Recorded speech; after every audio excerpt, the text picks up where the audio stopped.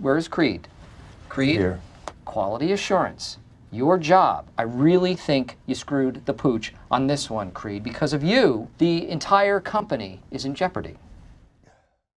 Welcome back to Thinking Critical. This is Wes, and today we're going to talk about an interesting topic about how sometimes the access media, the websites that DC and Marvel give exclusive access to content to promote their products, their characters, sometimes absolutely sabotage their products and their characters. And with me to talk about that is my good friend Perch. How you doing? I'm doing great. Thanks for having me on. This is a great topic. Yeah, so it's been an interesting week specifically for CBR. Obviously, on Memorial Day, they released a clickbait article about Captain America, basically saying by becoming a superhero, he was, I guess, selfish, and it was part of, I don't even want to know, but it got people up in an uproar. They actually deleted the article and the tweet that promoted it, but it got me thinking, things like that really only discredit CBR and the writers and make them look stupid. Yeah, absolutely. I mean, these sites are clickbait sites. You said the right word. And so their goal is to get clicks for outrage, to get a pretty much insignificant amount of money. I mean, these people are not raking it in. So they're not paying for top talent. They're trying to just bait people into giving clicks for tiny amounts of money, and they'll do it any way they can. And unfortunately, there isn't really a comics news media outside of that. So if the big companies, that's who they have to go to. That's who's available. But none of this is productive to comics. So that was pretty stupid. And like I said, they ate a lot of crow. They had to delete the article. And there's been plenty of talk about that on YouTube. We're not even really going to talk about that. That's the extent of that one. But really, there's one character that Marvel wants to be a very big deal in the Marvel Comics universe. They wanted her to be a big deal since Kelly Sue DeConnick introduced her as Captain Marvel, obviously before she was Miss Marvel, Carol Danvers. And really, these clickbait articles basically just incite people to hate the character. Like just in the last 2 or 3 days, there's been an article saying that Captain Marvel's healing factor is greater than Wolverine's. Captain Marvel is the favorite host of this Venom symbiote. Just all kinds of crap like this. I think there's another one where she one-punched a dinosaur and maybe she destroyed an Infinity Stone by herself. Just ridiculously stupid articles. Obviously clickbait, that are out there to get people to just click on the article because they hate the character, but really they're doing Marvel and their partners a huge disservice by making the character so hateable. Yeah, no, you're absolutely right. It's the writer. These aren't great writers. I mean, just starting there, and they're looking for almost fan servicey. Hey, I like this character. We know Marvel wants to push it, so let's go over the top, no restraint with these articles that they don't help anything. Fans and readers do not want to see a invincible Captain Marvel that could kill everyone and murder all the dinosaurs and has better powers and better hero. Nobody, including, by the way, you're absolutely right, Marvel. Marvel just wants the character to be popular. They do not need the character to be the only character that they publish because all the other characters are insignificant. Captain Marvel is somebody they want to promote for the movies, for everything else. And these sites that they come on and they put these ridiculous premises in place, it drives fans away. It makes it feel like stuff's being shoved down their throat. And the tragedy is Marvel or DC or any of these companies, I mean, they're not the ones writing these articles. These are, somebody who probably is making no money and being paid in comic books that are given as comps to the site. And they're winding up actually driving people away. Whether you love Captain Marvel, hate Captain Marvel, those kinds of articles do not help the popularity of the character at all. No, and I understand why the sites have to do it. Basically, the way they generate revenue is through advertisements, and the way you get advertising revenue is through clicks. You want people clicking on the article, so they have to put out the most clickbaity headline, the thing that will get your blood boiling the most, so that you have to click on it just so you can be mad at it. But right. There has to be a happy medium where they can work with their partners, Marvel and DC, promote the characters without making them insufferable.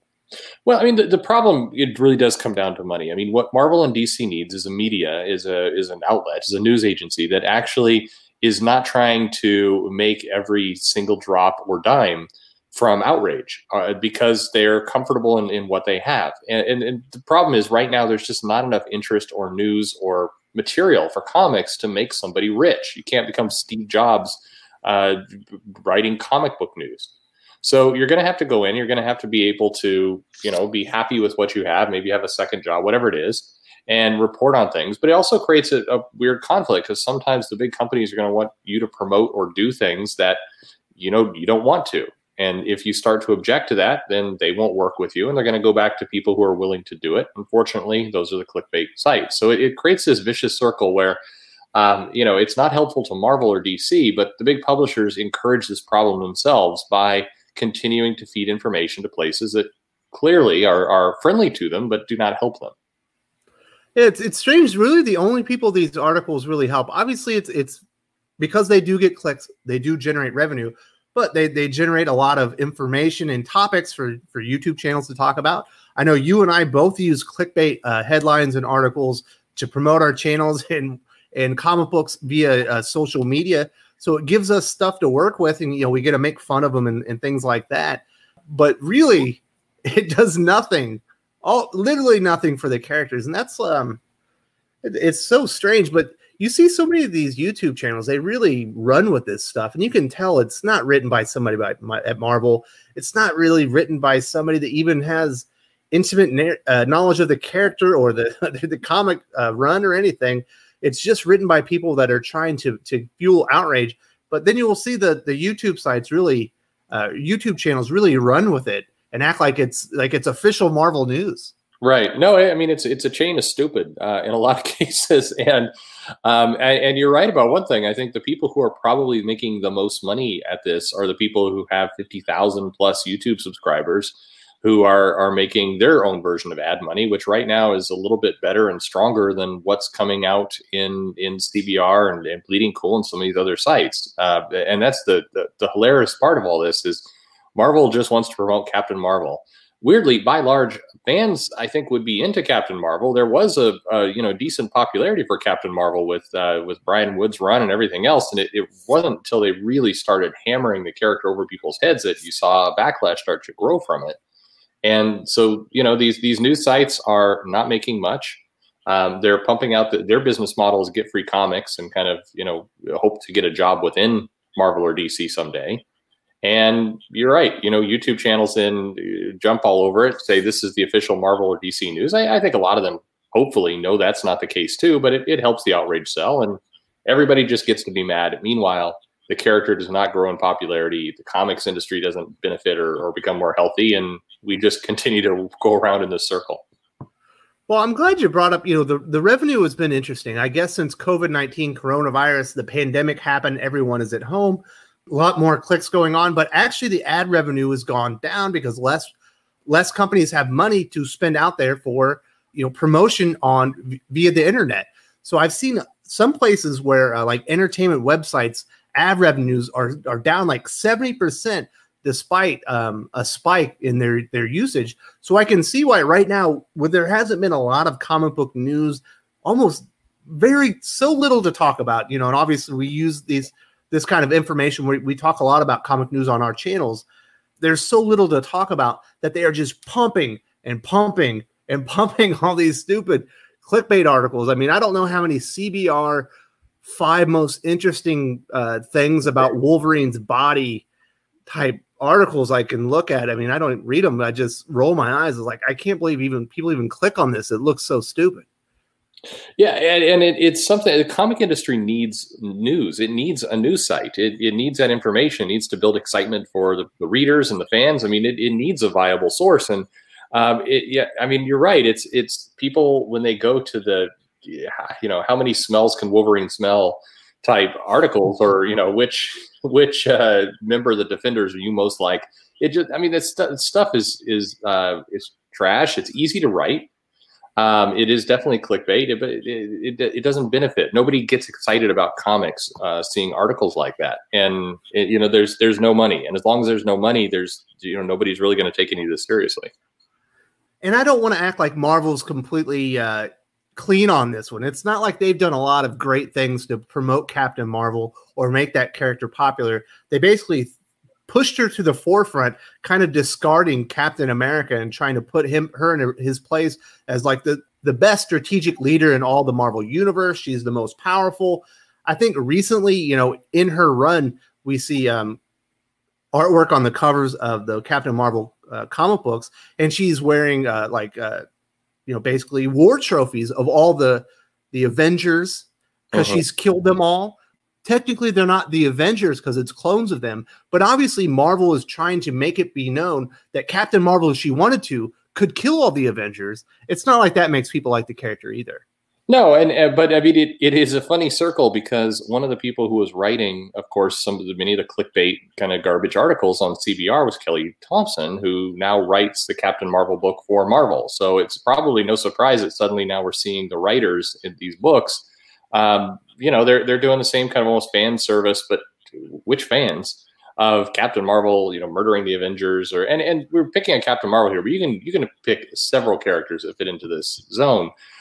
When clickbait article writers actually do get their dreams come true and they do get to write for the big two, they frequently take the poor clickbaity kind of style and they put it right into comics, and then we just continue this cycle more and more and more. It's a race to the bottom. But I mean, Captain Marvel's a character I think people can get behind and have in the past. It's just writing stories of her, murdering the Avengers, even if they are fake, or just it's a very strange approach to the character. It just is a strange approach by the entire industry that they're basically using these clickbait sites as like farms for talent. You look at like Comics Alliance. There are several of the writers that were on that website that's now defunct that became professional comic book writers, people that are now editors at DC and other comic book publishers. Obviously, Donny Cates, one of the more popular writers at Marvel. I believe he started out at Bleeding Cool as a writer. Why are these clickbait, like kind of trash sites, a breeding ground for the new talent for writing comic books when you would think they would be looking for people that are writing comic books to move up to Marvel and DC? I mean, unfortunately, it's a small community. It's a small industry. And what you have are, these sites get set up and they offer to do favors for editors to promote their books or to get word out, to try and get a little extra promotion for free or for nothing in return for comps. And that relationship gets set up. And eventually the writers, they make that connection. It's like a network. And so they then work with these editors who are paying extremely low rates to start writing comic, and allows people to just slide right in. And so it becomes this feeding ground of, you scratch my back, I'll scratch yours eventually. But none of this is particularly healthy. And it does start with editors that are probably a little bit, undertrained, not up to speed with what they're doing. It starts with, there's not enough money in comics, so they're not going to look for top talent. They're instead trying to kind of cheap out. And what cheaper resource than a writer who was previously working for comics and not even cash on a clickbait site? I mean, that's unfortunately the chain that's gotten developed. Now, that's, by the way, that's not everyone. It's not every editor. It's not every writer. It's not every site. But there is a very healthy ground. I mean, you ran through the names. There's a lot more. This is how it typically goes. And unfortunately, I see it happening more and more. It's not slowing down. If anything, it's speeding up as more of these people kind of make their way into the industry. And then, they start to do favors for whatever clickbait writer came behind them. And it just continues. Of course, they also have ties to those clickbait sites so they can feed them information, sometimes misinformation. We see Bleeding Cool just runs with tons of misinformation constantly, but there's always a source that's giving them half the story or maybe even the full story, but they ignore the other half of it just so they can write an article that they know will get people upset. And they don't really care if they tell lies. Obviously, like with what happened during Dan Didio's firing, the lead up into Generation 5, where they were clearly leaving out parts of the information that would have painted a different picture, but definitely would have generated less clicks. No, I mean, absolutely. And unfortunately, I mean, look at what's happened. They're able to survive. It's not like any comic company, any publisher has come to them saying, you know what, we don't want to supply you with comps or news or any information anymore because you guys don't tell the truth. Nobody's holding them accountable. So in this case, the publishers continue, and the creators continue to support these sites where they clearly do a disservice. I mean, how many times have we seen on Twitter creators having to say, well, that article from Bleeding Cool isn't correct.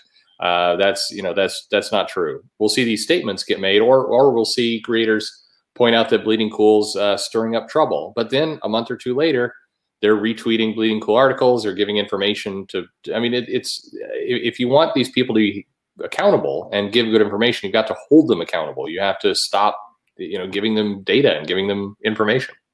It's really strange to be like working at the National Enquirer so you could get a writing gig on CSI. Yeah. Yeah. That's not a bad, analogy. I mean, again, it's not healthy. It's a symptom of there just not being enough money in the industry at the end of the day. And that's the problem with comics right now is it's done on the cheap. And so it creates these situations where people are, you know, the news doesn't have to be accountable. If you put something wrong out there, does anybody really care? I mean, it's just comics. And so, you know, just keep doing it. And I mean, you mentioned it earlier, the irony out here is I think the only people that are making any real money, and it's still not great money, are the YouTubers who are reacting to the outrage articles. that's comical if you think about it. Well, absolutely, considering the disdain that a lot of the higher ups at Marvel and DC, and certainly those clickbait sites have for a lot of those YouTube channels, and the information they put out when they take the outrage articles, flip them back on them and use it for their own outrage. Yeah, it's great. It's like a self-licking ice cream cone. We're all just here to keep each other going. It is. It's a painful place. And you mentioned, I mean, the final part of that chain, of course, is a lot of the YouTubers who, you know, rage against Marvel and a lot of these clickbait sites and really make it their business to be kind of carriers of the outrage. You know, where would they be if these guys went away? I mean, their business would be over too. So everybody needs each other in a sick way. Absolutely. You know, we obviously use some of it, you know, from time to time. I don't always use all the most outrageous stuff, but I do try to find the stuff that's most newsworthy. But that's probably why our channels are so small. Yeah. Yeah. No, that's exactly right. We go all in, 10x the subscribers. Absolutely. Well, Perch, is there anything else that you wanted to say about this interesting, discussion regarding clickbait and kind of how it's bringing down the interest, enthusiasm for the characters that they're supposed to be building up? No, I mean, other than, I guess, a plea to the comic creators and the publishers, please start either funding or find a reputable source, find your AP of comics and start feeding them information. For your own self-interest, you've got to stop this, what was an easy channel of giving news and giving information and giving support to places that are clearly out there to generate outrage and ad bucks and not help your comics. You guys have to help. And if, you know, you give interviews, give discussion, and this isn't a plea for me. Go to somebody with a decent reach and start promoting and supporting those people, because that's what's going to keep your industry alive long term. You gotta stop with the clickbait stuff. Very well said, my friend, and I will talk to you later. Talk to you later. If you enjoyed this video, please give it a like. I would appreciate it very much. It helps us attract more views for the channel. Subscribe for future commentary, comic book news, and reviews. And don't forget to ring the bell for notifications. If you want to talk comics, movies, and much, much more, you can follow me on Twitter at Wes_from_TC. With that, Salamat Po, and I'm out.